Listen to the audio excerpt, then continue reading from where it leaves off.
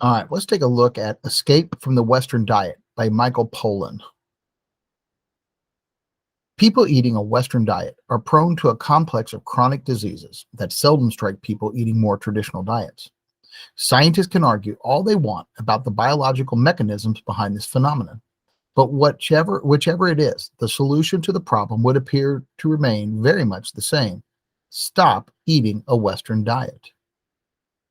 In truth, the chief value of any and all of these theories of nutrition, apart from satisfying our curiosity and how things work, is not to the eater so much as it is to the food industry and medical community. The food industry needs theories so it can better redesign specific processed foods. A new theory means a new line of products, allowing the industry to go on tweaking the Western diet instead of making more radical changes to its business model. For the industry, it's obviously preferable to having a scientific rationale for further processing foods, whether by lowering the fat or carbs, or by boosting omega-3s, or fortifying them with antioxidants and probiotics, than to entertain seriously the proposition that processed foods of any kind are a big part of the problem. For the medical community, two scientific theories about diet nourish business as usual. New theories beget new drugs, and to treat diabetes, high blood pressure, and cholesterol. New treatments and procedures to ameliorate chronic diseases, and new diets organized around each new theory's elevation of one class of nutrient and demotion of another. Much lip service is paid to the importance of prevention, but the health care industry, being an industry, stands to profit more handsomely from new drugs and procedures to treat chronic diseases than it does from a wholesale change in the way people eat. Cynical? Perhaps. You could argue that the medical community's willingness to treat broad contours of the Western diet as a given is a reflection of its realism rather than its greed. People don't want to go there, as Walter Willett responded to a critic who asked him why the Nurses' Health Study didn't study the benefits of more alternate diets. Still, medicalizing the whole problem of the Western diet instead of working to overturn it, whether at the level of the patient or politics, is exactly what you'd expect from a healthcare community that is sympathetic to nutritionalism as a matter of temperament, philosophy, and economics.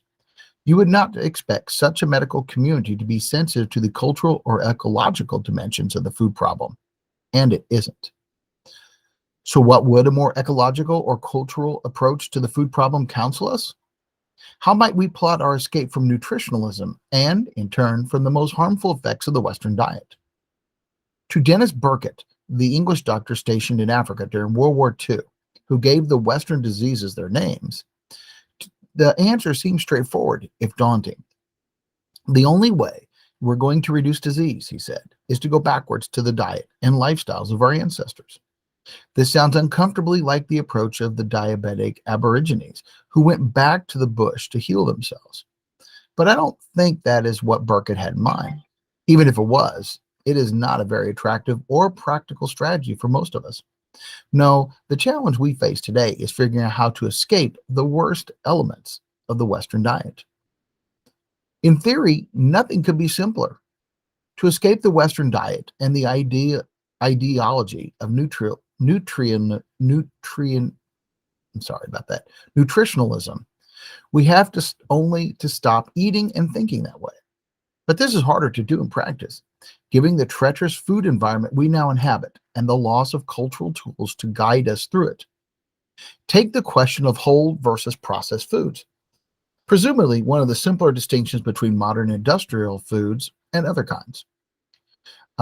Giernis Skrisny, who coined the term nutritionalism, suggests the most important fact about any food is not its nutrient content, but its degree of processing.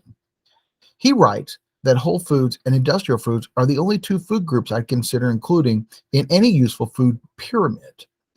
In other words, instead of worrying about nutrients, we should simply avoid any food that has been processed so that it is more product of industry than of nature.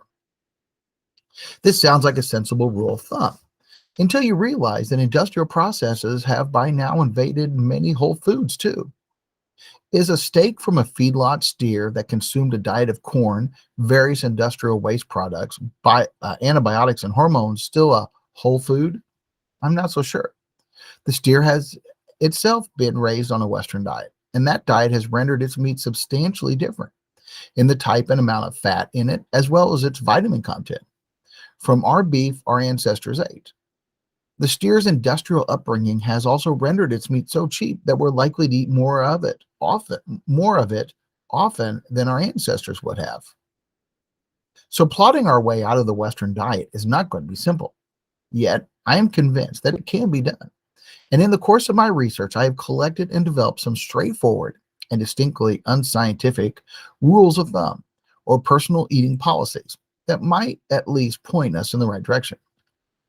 They don't say much about specific foods, about what sort of oil to cook with, or whether you should eat meat.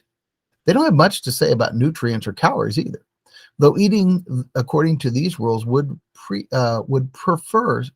perforce change in the balance of nutrients and amounts of calories in your diet. I'm not interested in dictating anybody's menu, but rather in developing what I think of as eating algorithms, mental programs that, if you ran them when you're shopping for food or deciding on a meal, will produce a great many different dinners, all of them healthy in the broadest sense of that word. And our sense of that word stands in need of some broadening.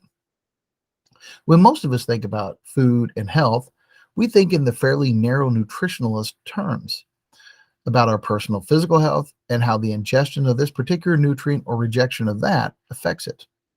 But I no longer think it's possible to separate our bodily health from the health of the environment from which we eat, or the environment in which we eat, or, for that matter, from the health of our general outlook about food and health. If my explorations of the food chain have taught me anything, it's that it is a food chain, and all the links in it are in fact linked. The health of the soil is to the health of the planet, and the animals we eat to the health of the food culture in which we eat them, to the health of the eater, in body and as well as mind. Food consists not just in piles of chemicals, it also comprises a set of social and ecological relationships, reaching back to the land and outward to other people. Some of these rules may strike you as having nothing whatsoever to do with health. In fact, they do. Many of those policies will also strike you as involving more work. And in fact, they do. If there's one important sense in which we do need to heed Burkett's call to go backwards or follow the Aborigines back into the bush, it is this one. In order to eat well, we need to invest more time, effort, and resources in providing for our subsistence. To dust off a word that most of us do today, a hallmark of a Western diet is food that is fast, cheap, and easy. Americans spend less than 10% of their income on food. They also spend less than a half hour a day preparing meals and little more than an hour enjoying them. For most of history, gathering and preparing food has been an occupation at the very heart of daily life. Traditionally, people have allocated a far greater proportion of their income to food, as they still do in several of the countries where people eat better than we do, and as a consequence are healthier than we are. Here, then, is one way in which we would do well to go a little native, backwards, forwards, to a time and place where the gathering and preparing and enjoying of food were closer to the center of a well-lived life.